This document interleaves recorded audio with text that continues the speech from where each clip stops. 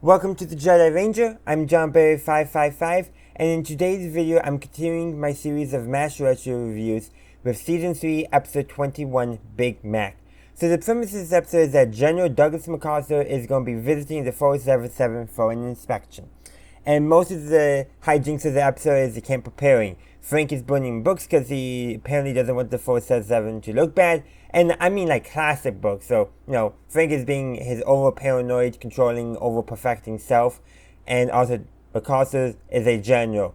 Career. He probably knows what soldiers read. No need to hide that stuff from him, Frank. Then, of course, you have the meeting with one of the colonels on MacArthur's staff who goes over the plans, very elaborate, proper protocol, all that stuff. Of course, you know what that means.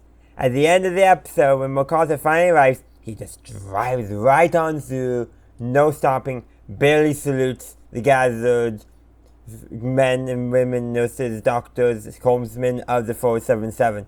But Klinger, wearing a Statue of Liberty costume on the way out, he gives a full salute to. It is just hilarious. And by the way, throughout this entire episode, Klinger has been basically trying to not be hidden away from MacArthur because he wants MacArthur to send him home. Basically, he wants to show MacArthur that he's crazy. So that it seems like MacArthur is just as crazy, saluting a corpsman who's trying to get out of Section 8 dressed as a Statue of Liberty, But I think part of the reason why they did that is that they didn't want us, the audience, to get too good of a look at him. I don't know why, but they just thought that made the funnest joke.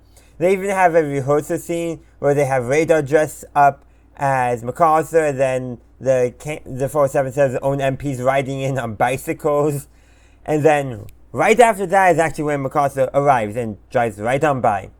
It is a good, fun episode. Not too much about it. The main thing is I think they wanted, MacArthur was leading. We probably should do an episode with him. Would be funny if he's going to come and visit, but he just ends up driving right on by. That, I think, is what got them interested in the episode, and then they wrote everything around from there, and it worked. It creates a pretty good and fun episode. Also, this is also the third and final appearance of the character Captain Calvin Spaulding, also known as the Singing Doctor. So if you didn't know, I've talked about this before, but that was basically a producer-introduced gimmick that the production crew and the actors were not a big fan of. Now, I actually don't mind the music, but that's partially because, it has that folksy tune of music that I don't mind so much. But, yeah, that generally would not work in the context, I think, of the show in the way that MASH was developing. Maybe back in Season 1 it might have been a little better if MASH was developing into a different type of show.